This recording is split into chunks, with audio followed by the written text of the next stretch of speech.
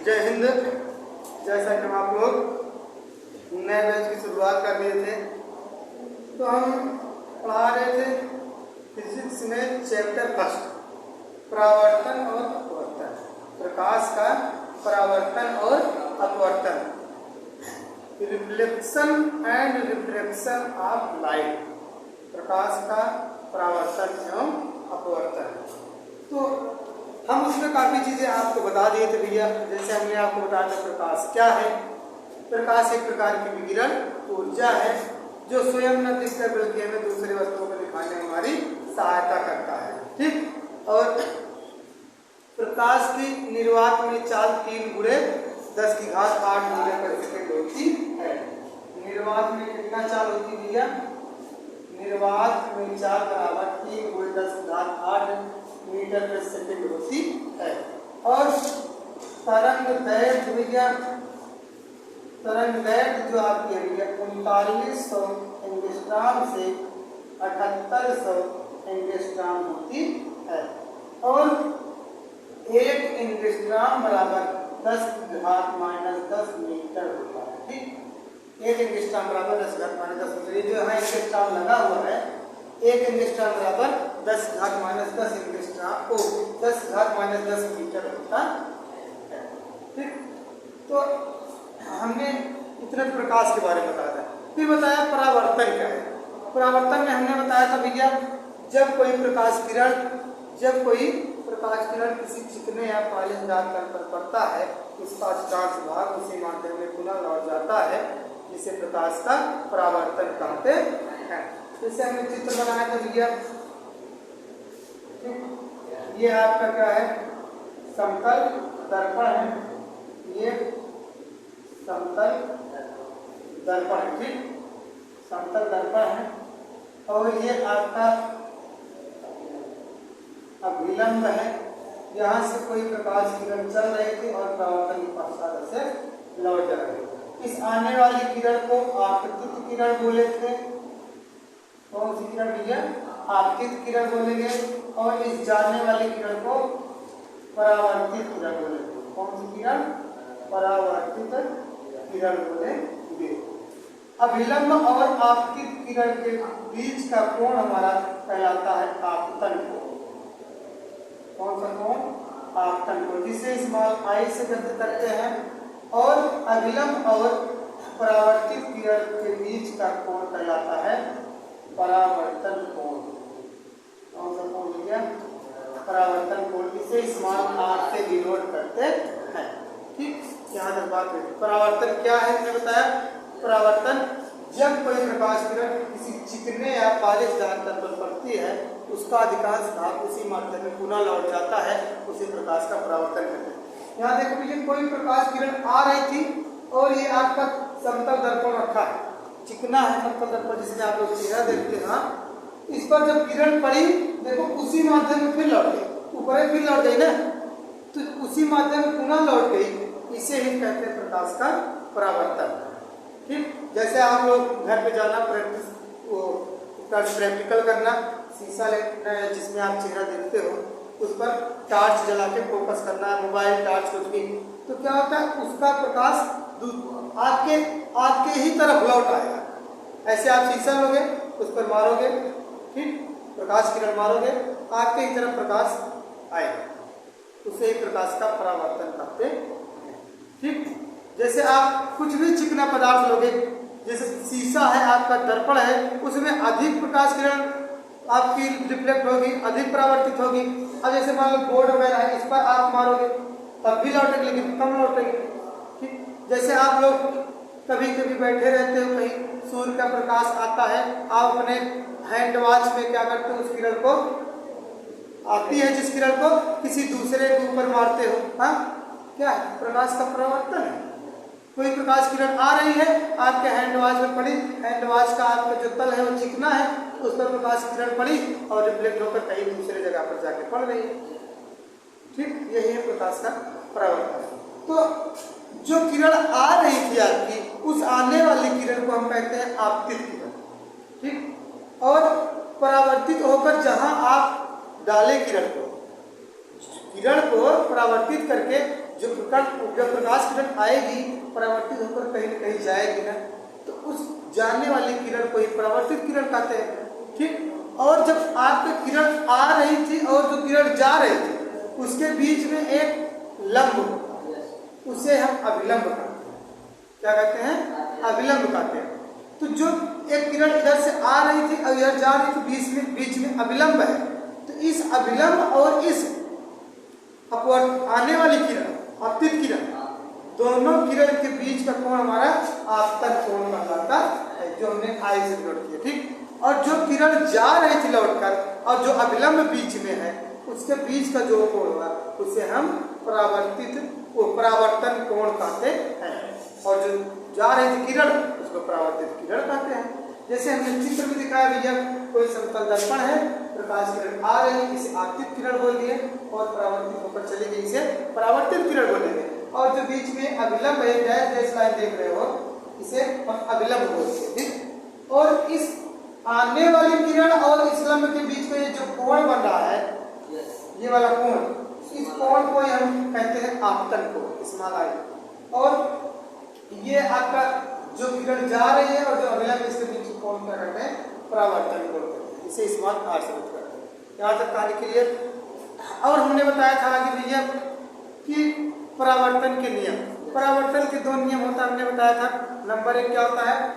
आपतित किरण आपतन बिंदु पर, जिस बिंदु से परावर्तित होती है उस बिंदु को कहते हैं आपतन बिंदु। क्या कहते हैं?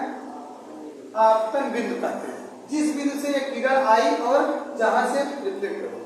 ठीक, तो आप क्या नियम है? पहला हमारा परावर्तन भैया, आपतित किरण आपतन बिंदु पर अभिलंब एवं परावर्तित किरण तीनों, ठीक, परावर्तित किरण, अभिलंब और अपवर्तित किरण, आपतित किरण, ठीक, जो तीनों है, ये तीनों क्या होते हैं? एक ही तल में होते हैं। फिर से सुनो कैसे एकदम क्लियर होगा।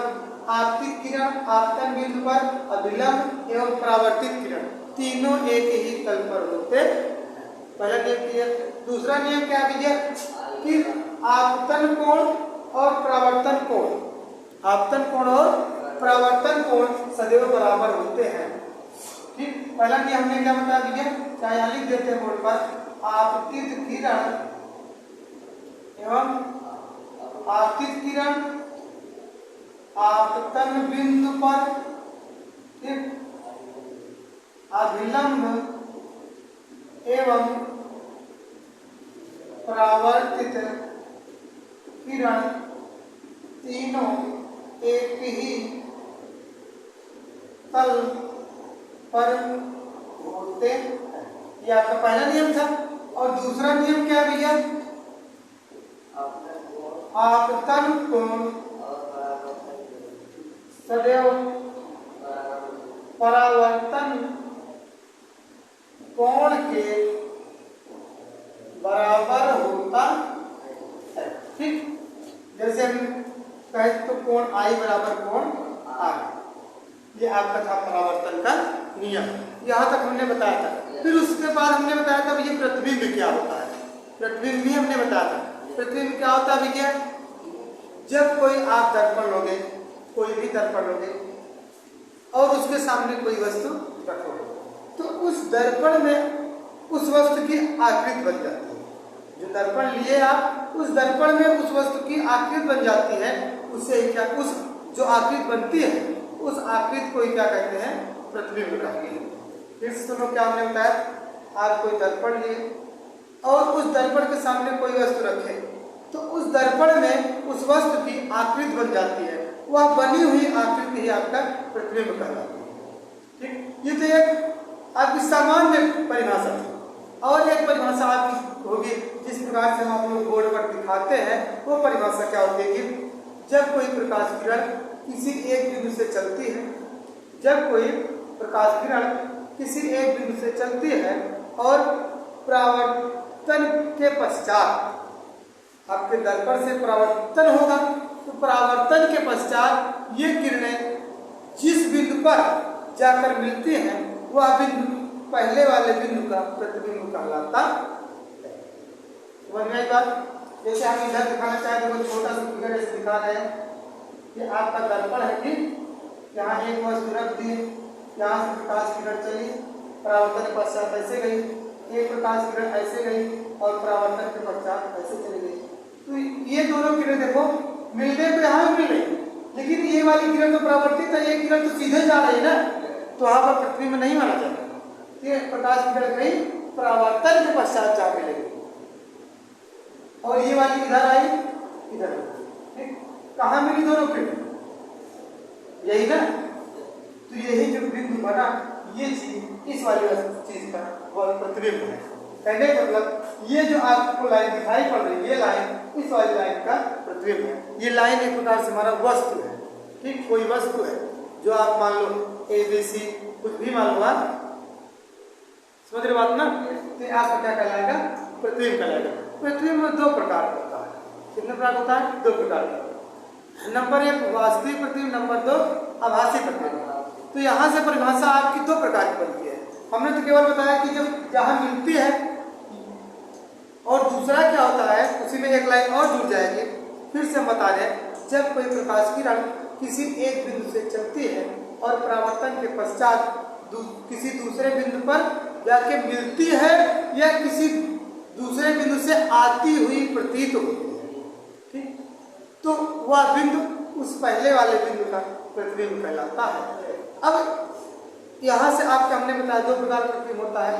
नंबर एक आभासी प्रतिबिंब, नंबर दो वास्तविक प्रतिबिंब। आभासी प्रतिबिंब क्या है भैया, और वास्तविक प्रतिबिंब क्या है? पहले सुनो, वास्तविक प्रतिबिंब क्या है? जब कोई प्रकाश किरण किसी एक बिंदु से चलती है, जब कोई प्रकाश किरण किसी एक बिंदु से चलती है और परावर्तन के पश्चात किसी दूसरे बिंदु पर जाके वास्तव में मिलती है, तो वह बिंदु पहले वाले बिंदु का वास्तविक प्रतिबिंब कहलाएगा।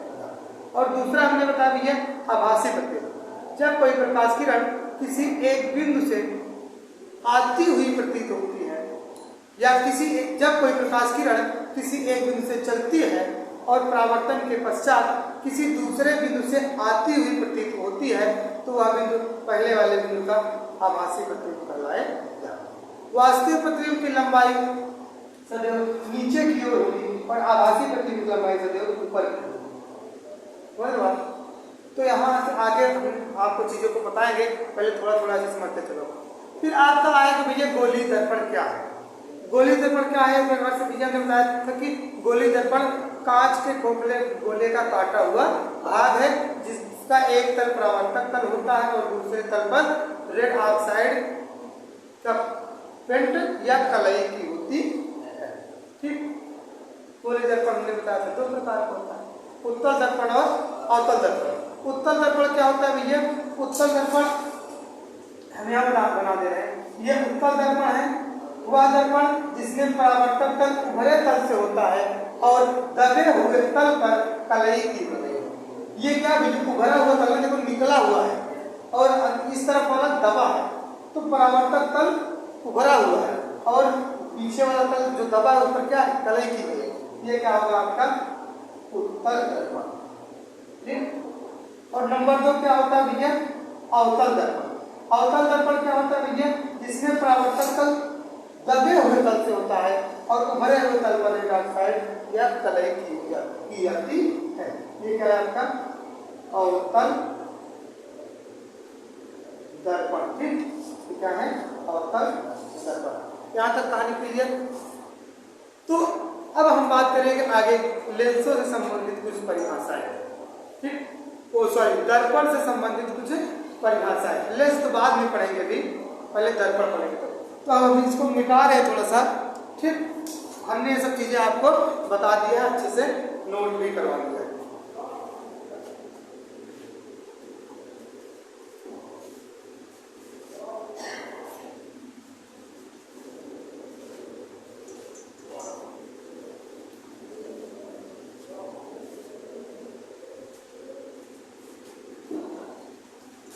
अब आपकी हेडिंग क्या होगी? दर्पण से संबंधित कुछ परिभाषाएं। दर्पण से संबंधित कुछ परिभाषाएं।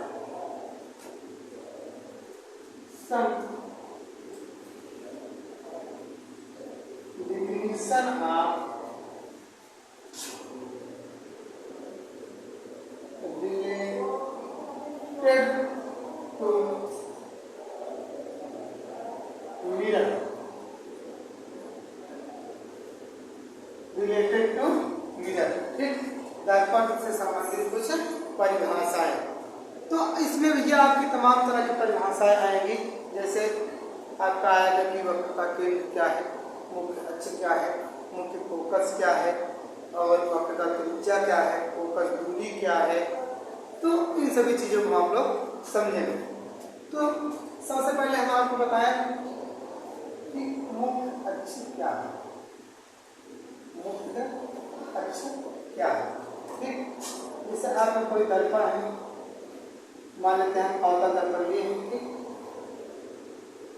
ये M1 और M2, M1 और M2 क्या है भैया, दर्पण का द्वारक है, ठीक। ये आपका दर्पण है, कितना दर्पण का द्वारक है, मतलब आगे वाला खुला इसे कहते हैं गेट जिसे बोलते हैं।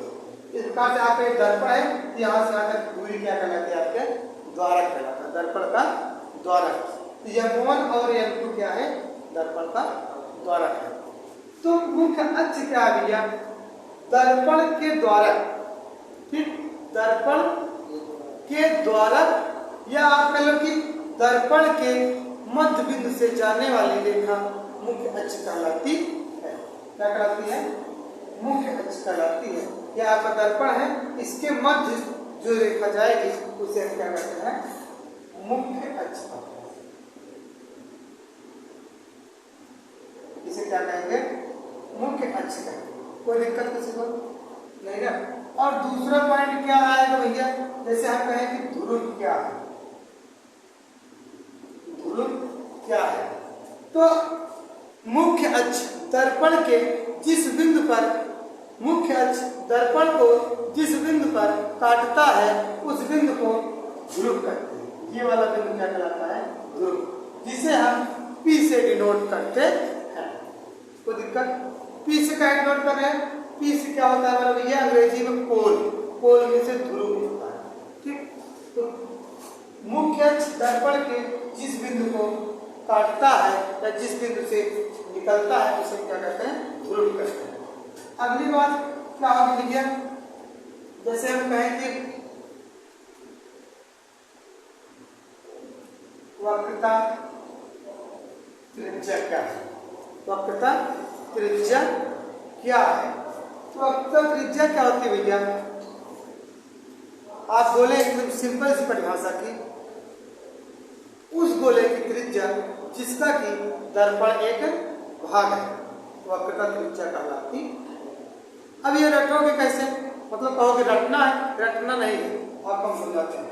जैसे आपका एक गोला है, ठीक, कोई कांच का टुकड़ा गोला है, और इसी को हम क्या कर रहे हैं, काट करके दर्पण बना रहे हैं, ठीक। तो इस गोले की कुछ न कुछ त्रिज्या होगी, ठीक।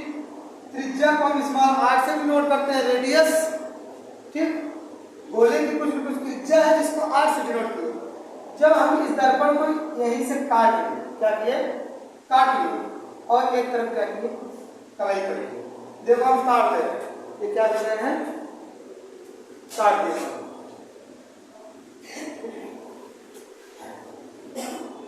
यहाँ पर क्या बन गया, दर्पण बन गया।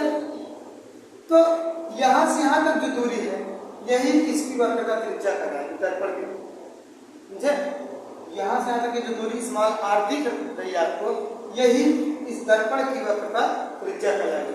ये किसकी त्रिज्या थी, गोले की त्रिज्या थी ना, जिसको काटकर हम दर्पण को बनाए थे उसी की त्रिज्या थी। तो वही हम परिभाषा क्या बनाते हैं, उस गोले की त्रिज्या जिसका दर्पण एक भाग है, समझ में आई बात, उस गोले की त्रिज्या जिसका दर्पण एक भाग है। मतलब इसी गोले को हमने काट कर दर्पण बनाया था, तो जो त्रिज्या उस गोले की रही होगी वही त्रिज्या इस दर्पण की होगी। क्लियर पॉइंट ना। तो अब हम बात करेंगे थोड़ा सा वक्रता केंद्र क्या है, और इसको हम क्या करते हैं, जैसे यहां हमारा केंद्र है, इसे हम क्या कहेंगे, हाँ चलो ठीक, ये तो रही थी वक्रता केंद्र, पहले वक्रता केंद्र। वक्रता केंद्र क्या है? वक्रता केंद्र क्या होता है भैया? दर्पण के मुख्य अक्ष पर स्थित वह बिंदु, ठीक, दर्पण के मुख्य अक्ष पर स्थित वह बिंदु जहां से जाने वाली प्रकाश किरण परावर्तन के पश्चात उसी मार्ग पर पुनः लौट जाती है, उसे हम वक्रता केंद्र कहते हैं। एक परिभाषा तो ये है, कहने का मतलब जब यहाँ से किरण डालेंगे भी तो परावर्तित होकर पुनः ऐसे लौट जाती है। एक परिभाषा ये निकल के आई, नहीं याद होता छोड़ो, जाने दो। दूसरी परिभाषा देखो, उस गोले का केंद्र जिसका कि दर्पण एक भाग है उसे वक्रता केंद्र कहते हैं। मतलब आप जिस गोले को काट करके दर्पण को बनाए थे उसका कुछ न कुछ केंद्र रहा होगा, वृत्त का केंद्र होता है, तो उस गोले का जो केंद्र होता है उसी केंद्र को हम क्या कहते हैं? वक्रता केंद्र कहते हैं दर्पण का। जैसे आपका ये केंद्र है, ठीक, ये आपका वृत्त है, इसको हमने काट करके ये दर्पण बनाया। ये क्या किया? ये दर्पण बना लिया, ठीक। तो जो ये केंद्र था किसका केंद्र था? इस गोले का केंद्र था ना। तो वही परिभाषा क्या निकल के आई? उस गोले का केंद्र जिसका दर्पण एक भाग है। नहीं समझ में आता? उस गोले का केंद्र जिसको काटकर हम दर्पण बनाए हैं वही वक्रता केंद्र कहलाता है। समझ में आ रही बात ना? उस गोले का केंद्र जिसको काटकर हम दर्पण बनाए हैं वही क्या कहलाता है? इसका वक्रता केंद्र कहलाता है, जिसको हम समान सी से डिनोट करते हैं, सेंटर, जिसको अंग्रेजी में बोलते हैं। क्या बोलते हैं? सेंटर, इसीलिए इसको सी से डिनोट करते हैं, ठीक। और यहां से यहां तक दूरी हमारी क्या कहलाती है? आर है ना, इसी को क्या कहते हैं हम? वक्रता त्रिज्या। वक्रता त्रिज्या हमने क्या बताया था? उस गोले की त्रिज्या जिसका दर्पण एक भाग है, उस गोले की त्रिज्या जिस गोले को काटकर दर्पण बनाए हैं। हाँ, कुछ भी आप समझ सकते हो। तो यहां से यहां तक हम क्या बोलेंगे? इस्तेमाल। कोई दिक्कत किसी को नहीं ना? अब पांचवी बात क्या निकल के आएगी कि मुख्य फोकस क्या है? मुख्य फोकस क्या है? दर्पण के मुख्य अक्ष पर स्थित वह बिंदु, ये आपका दर्पण है, ये मुख्य अक्ष है, इस मुख्य अक्ष पर स्थित कोई ऐसा बिंदु जहां से, ठीक, जहां से जाने वाली प्रकाश किरण, ठीक, या ऐसा बोलो दर्पण के मुख्य अक्ष पर स्थित वह बिंदु जब प्रकाश किरण मुख्य अक्ष के समांतर चलती है, ठीक, तो परावर्तन के पश्चात जिस बिंदु से होकर जाती है उस बिंदु को हम मुख्य फोकस कहते हैं। कैसे समझोगे? फिर सुनो, दर्पण के मुख्य अक्ष के, ये आपका दर्पण है, ये मुख्य अक्ष है, इस मुख्य अक्ष के समांतर चलने वाली प्रकाश किरणें परावर्तन के पश्चात जिस बिंदु से होकर जाएंगी मुख्य अक्ष के, उस बिंदु को मुख्य फोकस कहते हैं। तो मुख्य अक्ष यही है, इसी बिंदु से ये किरण आ रही है, इसी बिंदु को क्या कहते हैं? मुख्य फोकस कहते हैं, जिसे कैपिटल या से डिनोट करते हैं। कोई दिक्कत किसी को? फिर सुनो, दर्पण के मुख्य अक्ष पर स्थित वह बिंदु जब प्रकाश किरण मुख्य अक्ष के समांतर चलती है तो जहां से परावर्तन के पश्चात लौटती है उसे हम क्या कहते हैं? मुख्य फोकस कहते हैं। अगर ये उल्टा लग रहा है तो सीधा बोलो, मुख्य अक्ष के समांतर चलने वाली प्रकाश किरण परावर्तन के पश्चात मुख्य अक्ष के जिस बिंदु से होकर जाती है उस बिंदु को मुख्य फोकस कहते हैं। कोई दिक्कत? ये हमारा क्या था?